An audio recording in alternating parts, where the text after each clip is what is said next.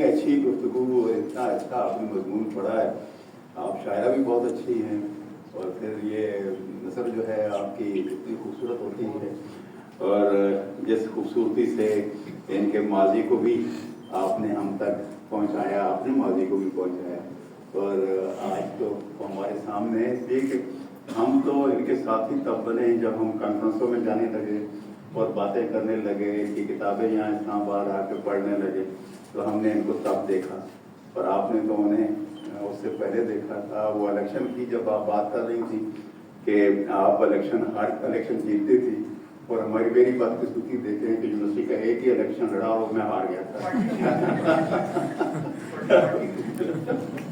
तो ये मैं चंद सत्रह पढ़ देता हूँ, मैं कुछ और बातें जहन में सोच रहा था यहाँ बैठ के करने की, लेकिन अब वक्त नहीं है। सबसे पहले शोबा उर्दू कुलिया जुबानों अदब बैनुल-अक़वामी इस्लामी यूनिवर्सिटी के सरबराह और उनके रफ़क़ाए कार के लिए हर्फ़ तहसीन कि वह एक काबिल कदर रवायत के अमीन। नक़्द व तफ़हीम अदब कॉन्फ्रेंस में प्रोफेसर डॉक्टर नजीबा आरिफ की इल्मी अदबी और तदरीसी खिदमात के एतराफ़ और तहसीन इसलिए भी बहुत अहम और सराहे जाने के लायक है कि इल्मी अदबी अदारों में इसकी तौफ़ीक कम और मुसाबकत का जज्बा ज़्यादा देखने में आता है। खुदा करे चिराग से चिराग जले और ये चलन आम हो। डॉक्टर नजीबा आरिफ की तब्लीगी नसर वाली किताब रागनी की खोज में ऐसी है कि मैंने उसे बार बार पढ़ा है और हर बार एक नया लुत्फ उठाया है। मैं इसे उनकी बेहतरीन कुतब में सबसे ऊपर रखता हूँ। इस किताब को मैंने फिक्शन की किताब के तौर पर पढ़ा है, हालांकि ये फिक्शन की किताब नहीं है, यकीनन नहीं है, और नजीबा ने भी इसे फिक्शन कहकर पेश नहीं किया, मगर इसमें जिस दिलनशी असलूब में उन्होंने अपने बातनी वजूद और महसूसात को अपने मुर्शद की हयात और तांग में फहम करके मतन किया है, और सतर सतर में अजब तरह के भेद, मुतहरक साए, रोशनी की लकीरें और इंसानी बातिन में रवां लहरों और जुम्बशों को गूंद कर मतन को जादू असर बना लिया है, ऐसा तो फिक्शन में ही हुआ करता है। एक सफर की रुदात जो बाहर कम वजूद के अंदर ज्यादा होता है। मोहम्मद उबैदुल्लाह दुरानी से उनकी मुलाकात नहीं हुई, मगर हो गई कि कई मंजिलें तय हो गई। ये जुस्तजू का सफर, तय बताए जिंदगी के भेदों तक पहुंचने का सफर, बल्कि सफर दर सफर जिस साफ सुथरी और माफत के रमूज सुजाती नसर में हुआ है, इसने इस किताब को बहुत अहम और मुख्तलिफ बना दिया है। इस किताब में इन्होंने उबैदुल्लाह दुरानी की एक तमसील अंग्रेजी तर्जमा करके शामिल कर दी है।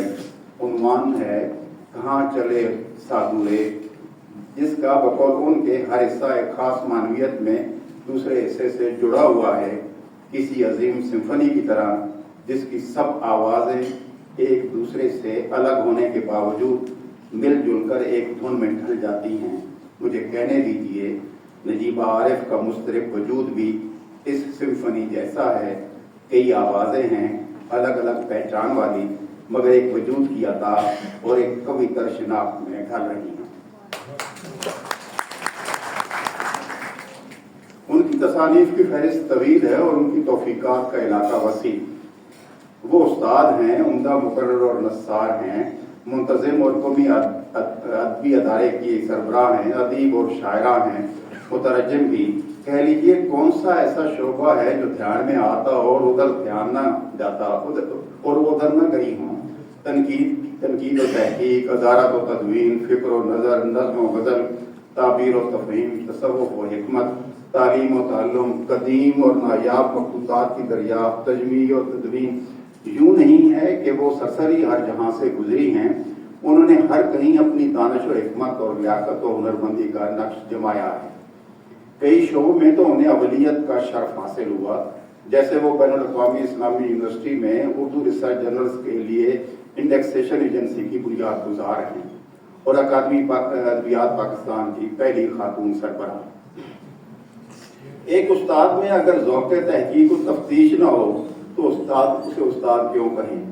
नजीबा आरिफ हकीकी मानों में मुअल्लिम हैं, ऐसी मुअल्लिम जो अपने शागिर्दों और हमकारों के लिए भी रोशन चिराग है। उन्होंने महज डिग्री के असूल या कुछ तरक्की पा लेने के लिए मकालात नहीं लिखे। ऐसे मकालात बाद सामने नहीं आते, कहीं मजबूरन छप जाएं तो मुसन्नफीन उन्हें छुपाए फिरते हैं। नजीबा आरिफ ने जो लिखा उसने उनकी तौक़ीर اور علمی ادبی کامت میں اضافہ کیا۔ جو بھی لکھا وہ ان کے کڑے ہوئے اور شائستہ تہذیبی ذوق کی عطا ہے۔ اس جستجو کی دین ہے جو انہیں بے کل رکھتی ہے، افسانے کی کتاب ہو یا ناول۔ 18ویں اور 19ویں صدی کے درجن بھر مصنفات کی دریافت، تدوین اور اشاعت ہو، یا ریسرچ جرنلز اور ادارت تنقید میں پاکستانی اردو افسانے پر 9/11 کے اثرات ہوں، یا رفت و آئندہ کے اردو ادب کا محاکمہ، شاعری میں معنی سے زیادہ کہنے اور سجانے کی للک ہو، یا تصوف کے مضامین میں دلچسپی اور اس علاقے کے بھید بھنوروں کی پریکٹسنگ صوفی جیسی کھوج، قصیدہ بردہ شریف کے منظوم ترجمے تک چلے آئیں، یہ سب ان کے اعلیٰ ذوق کے نقوش ہیں۔ ایسی شخصیت کے نقوش جسے اپنے مسلمان ہونے، ایشیائی ہونے، پاکستان ہونے اور عورت ہونے پر فخر ہے۔ وہ ان شناختوں کو اپنی کمزوری نہیں طاقت سمجھتی ہیں، اور اسی شناخت سے ان کی توقیر میں اضافہ ہوتا چلا گیا ہے۔ میں نے نجیبہ عارف کے افسانوں پر اپنی تحریر کے آخر میں ایک جملہ لکھا تھا، اسی کو کچھ بدل کر کہنے کی اجازت چاہتا ہوں۔